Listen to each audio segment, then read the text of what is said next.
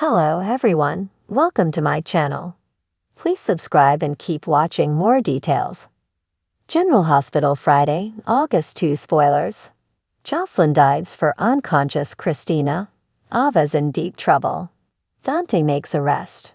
General Hospital, DH, spoilers for Friday, August 2, reveal that TJ Ashford, Taj Bello, will continue his conversation with Alexis Davis.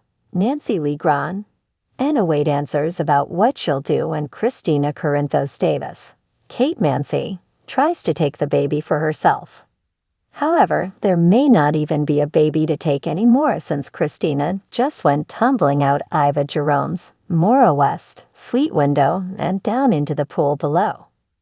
Kristina will be unconscious as Josslyn Jax, Eaton McCoy, dives in and pulls her out of the water. Blazaka Allison, Ali Rogers, Jacqueline Grace Lopez will scream Kristina's name as she panics nearby, so there will be plenty of drama playing out. Harrison Chase, Josh Swickard, will ultimately investigate and warn that he doesn't want anyone leaving the scene without his approval.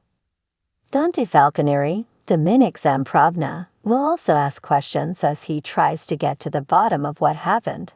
And he'll be especially motivated to get the whole truth since Kristina is his sister. In Sonny Corinthos, Morris Bennett office, Lois Cirillo, Rena Sofer will refuse to table their conversation since it affects her daughter's future. Lois is understandably concerned about Sonny financing the record label that Brooklyn Quartermain, Amanda Sutton, will be running. Although Lois has just been asking some simple questions about whether it'll be clean, Sonny is offering up his usual, everyone has turned on me, even you spiel. When Sonny stands his ground and rants about Lois not trusting him, he'll push Lois away like so many other people in his life. Of course, Sonny will eventually get updates on Kristina's accident, so that'll become his priority.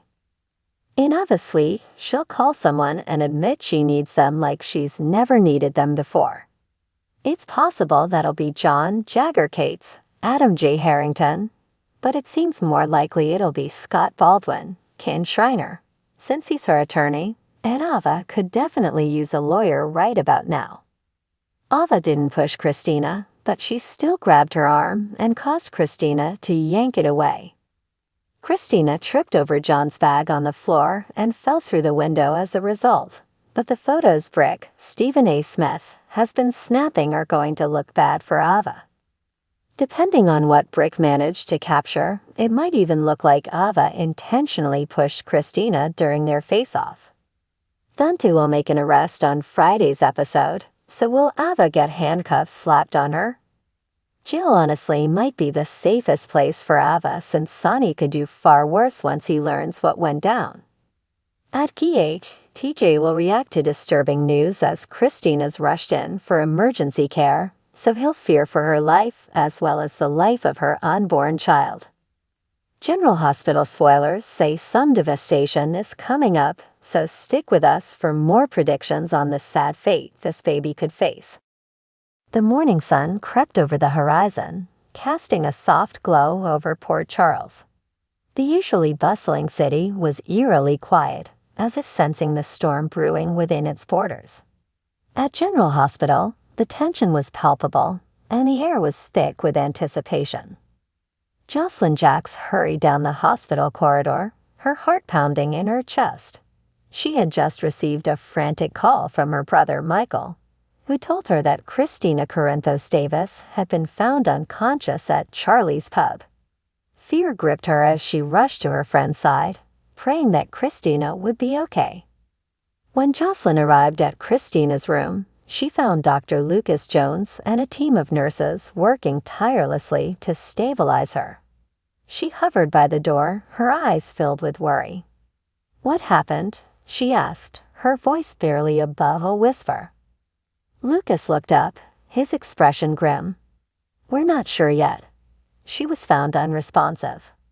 "We're running tests to determine the cause." Josslyn felt a lump form in her throat as she nodded, her gaze never leaving Kristina's pale face. She couldn't shake the feeling that something terrible was unfolding. Across town at Windermere, Ava Jerome was in deep trouble. She paced the grand hall, her mind racing with the events that had transpired. Nicholas Cassadine, her husband, had vanished without a trace, and Ava was left to pick up the pieces. Her instincts told her that danger was lurking around every corner, but she couldn't pinpoint where it was coming from. Just as she was about to make a call, the doorbell rang. Ava's heart skipped a beat as she opened the door to find an unexpected visitor. Valentin Cassadine. Ava, Valentin greeted, his voice smooth but laced with tension. "We need to talk." Ava narrowed her eyes, suspicious of Valentin's motives. "About what?" Valentin stepped inside, his presence commanding and unsettling. "Nicholas. I have reason to believe he's in more danger than we thought." Ava's breath caught in her throat. "What do you know?" Valentin hesitated for a moment before speaking. "I've been investigating his disappearance. There are forces at play here that are far more dangerous than we anticipated." Ava's mind raced as she processed Valentin's words. She knew she had to protect herself and find Nicholas, but she needed allies. She nodded slowly, determination filling her eyes. "Then let's find him." Meanwhile, at the PCPD, Detective Dante Falconeri was dealing with his own crisis. He had been investigating a string of suspicious activities linked to Cyrus Renault, and the evidence he had uncovered was damning. As he sifted through the files on his desk, his phone rang. It was his partner, Detective Harrison Chase. "Dante, we've got a lead on Cyrus. We need to move now." Dante's pulse quickened. "Where?" Chase's voice was urgent. "Warehouse on the docks. We have reason to believe he's there." Dante grabbed his badge and gun, determination etched on his face. "I'm on my way." At the docks, the tension was palpable as Dante and Chase approached the warehouse. They moved stealthily, their senses on high alert. As they entered, they were met with a scene of chaos. Men were scrambling to load crates into unmarked vans, and the air was thick with the scent of danger.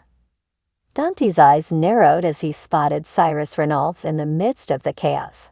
"Cyrus," he called out, his voice firm and commanding. Cyrus turned, his expression unreadable.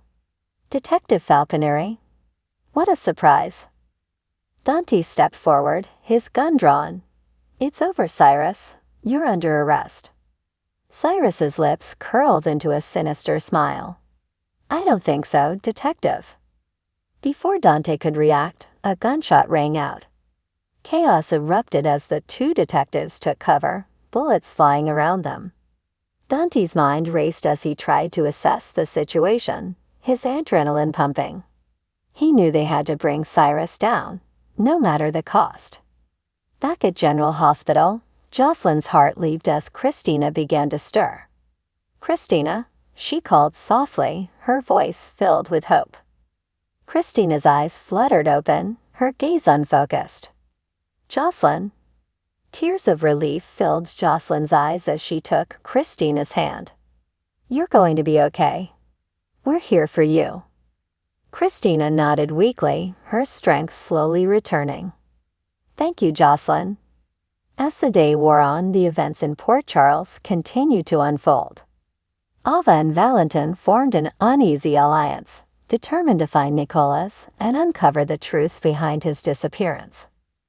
Dante and Chase, after a harrowing shootout, managed to apprehend Cyrus Renault, bringing a small measure of justice to their troubled city. But amidst the chaos and danger, the bonds of family and friendship remained unbroken. Josslyn stayed by Kristina's side, offering her support and love. And as the sun set over Port Charles, a sense of hope lingered in the air, reminding everyone that even in the darkest of times, there was always a glimmer of light.